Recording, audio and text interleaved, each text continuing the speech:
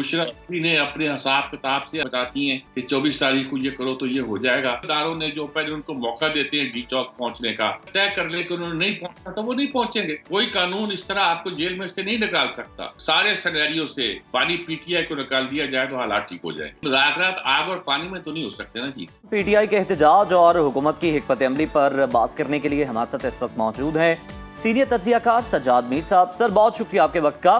सबसे पहले हम आपसे ये जानना चाहेंगे कि पीटीआई तो हर सूरत डी चौक पहुंचने के ऐलानात कर रही है और हुकूमत ज़ाहिर है रोकने के लिए सख्त इक़दाम कर रही है। ये मामला आपको आखिर किस तरफ जाते हुए दिखाई दे रहे हैं? देखें जी, पीटीआई तो कल से लगी हुई है कि डी चौक और कल पहुंचना था जी। तो कल तो नहीं वो पहुंच सकती और आज वो कोशिश कर रही है कि वो सिर्फ एक अटक का पुल ही रास्ते में हायल है और तो कुछ नहीं है और वहां से क्रॉस करना और पहुंच जाना है। मसला ये नहीं है, मसला ये है कि ये बहुत ही एक तशवीशनाक सूरत हाल है कि हुकूमत तो कहती है कि जब भी कोई खास तौर पर हमारा मेहमान आता है बाहर से तो पीटीआई कोई प्रॉब्लम क्रिएट कर देती है। बेलारूस का वफद, उनका सदर पाकिस्तान आया है और उसकी बहुत अहमियत है। ये जो मुल्क, जो रियासतें अलग हुई थी सोवियत यूनियन से, बेलारूस और यूक्रेन उस पर इसलिए इम्पोर्टेंट थी कि एक तो ये यूरोप में थी और इसमें कुछ ऐसी इंस्टॉलेशन थी जिसके बारे में कहा जाता था कि अगर इनको काबू में न किया गया तो एक एटमी सूरत हाल। कुछ इंस्टॉलेशन जो बेलारूस में और यूक्रेन में थी जिस पर मगरब भी परेशान था। ऐसी सूरत में जब यूक्रेन दूसरी तरफ है और बेलारूस जो है वो रूस का करीब तरीन इत्तेहादी है, उसका पाकिस्तान आना एक बहुत ही इम्पोर्टेंट वाकया है। ऐसे वाकये में ये एक एहतजाज का और ख़ास उस तारीख को एहतजाज का हो जाना एक मानी खेज बात है। 24 तारीख क्या बुशरा ने अपने हिसाब किताब से अपनी, मैं रूहानियत ही कह लूँ या क्या कह लूँ, क्या मुझे लफ्ज़ मिलता नहीं जो इस्तेमाल कर सकूँ। मैं रूहानियत तो कहना चाहता नहीं, ना ये रूहानियत है। उसके ज़रिए निकाल के हिसाब अता पता निकाल के बताती हैं कि 24 तारीख को ये करो तो ये हो जाएगा।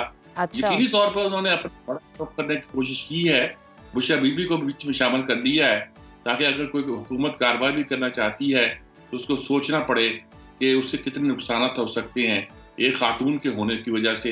लेकिन ये है कि ये मुल्क के लिए तो किसी सूरत भी एक अच्छी खबर तो नहीं है ना जी। बिल्कुल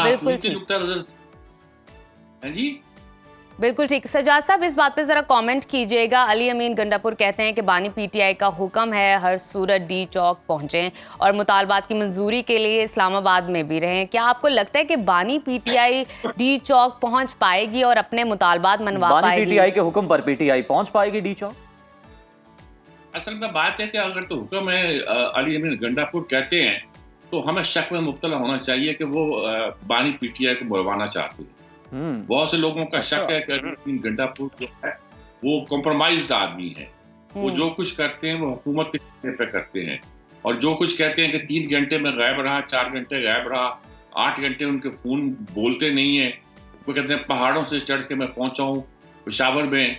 सज्जाद साहब, ये जो आप पिछले एहतजाज के वाक़े का जिक्र कर रहे हैं ना, लगता है ये उसी का नतीजा कि इस बार कारकुन जो है ना उन्हें हिलने भी नहीं दे रहे, उन्हें वॉशरूम और वजू तक करने नहीं जाने दे रहे। जी, वो कारकुन तो उन्हें वॉशरूम नहीं जाने देंगे, लेकिन वो वॉशरूम क्या वो कहीं भी जा सकते हैं। सुलेमानी टोपी उनके पास ऐसी है कि वो पहाड़ों से चढ़कर यहाँ पहुंच सकते हैं। ये बात अगर वो पहुंच भी जाते हैं कैसे पहुंचेंगे? अटक के जब पुल पर जाए, अगर तय कर दिया जाए उन अदारों ने जो पहले उनको मौका देते हैं डी चौक पहुंचने का और फिर वहां से फरार होने का, वो अगर तय कर ले कि उन्होंने नहीं पहुंचना तो वो नहीं पहुंचेंगे। लेकिन अगर पहुंच जाए तो क्या आ जाएगी?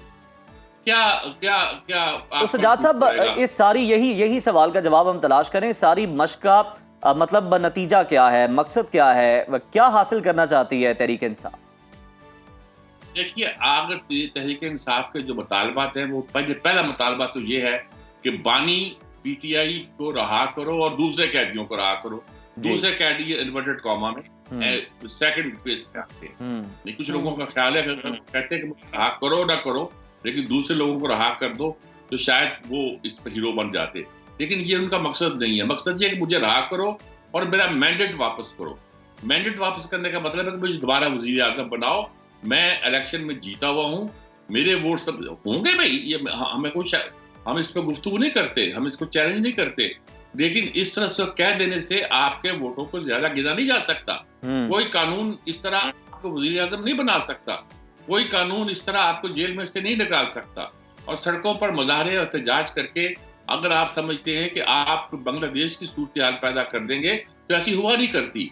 बांग्लादेश का भी मैंने जिक्र करता हूँ, क्या क्या सूरत हाल थी बांग्लादेश में। उनका जो बानी था वो चंद साल के अंदर ही हलाक कर दिया गया, फौज ने कब्जा कर लिया। जियाउल हसन एक लंबा अरसा हुक्मरान रहे, फिर जनरल शाह हुक्मरान रहे, फिर दोनों की बीवियां बाकी रही हैं जी। तो एक लंबा अरसा मार्शल रहा। फिर इंडिया की हेजमनी के तहत और उसके एक एजेंडे के तहत हसीना वाजिद को लाया गया। उसने 15 साल मुल्क में जो कुछ चाहा किया और आखिर में लोग तंग आ गए, और तंग आने के बाद जो निकलता है बहुत निकल। यहां तो बहुत सूरत हाल नहीं है, अगर है तो उसमें तो कितने नेगेटिव पॉइंट है। दो मार्शल लॉ है, दो मार्शल लॉ जो मार्शल लॉ एडमिनिस्ट्रेटर है उनकी बीवियों के इख्तियार हैं।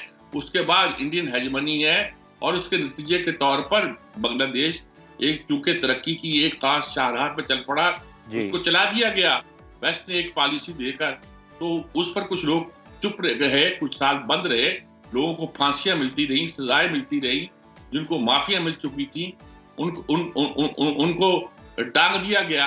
अब आप उस मॉडल को कहां से लाना चाहते हैं, क्या चाहते हैं मुल्क के अंदर?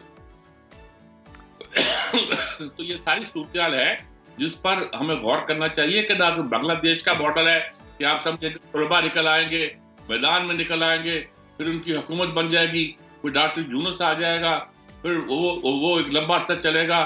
और ये नहीं चलने वाला। अच्छा। ये एक आदमी सजाद साहब, कुछ देर पहले आप सियासी इस्तेहकाम की बात कर रहे थे, तो ये बताइए कि बहुत बड़ा क्वेश्चन है कि सियासी इस्तेहकाम मुल्क में कैसे आएगा। जब भी मुल्क स्टेबल होने जा रहा होता है, हमारी इकॉनमी स्टेबल होने जा रही होती है, तो इस तरह के एहतजाज शुरू हो जाते हैं, या हमारी जो गैर मुल्की सरमायाकारी है वो नहीं हो पाती और मईशत स्ट्रॉन्ग नहीं हो पाती।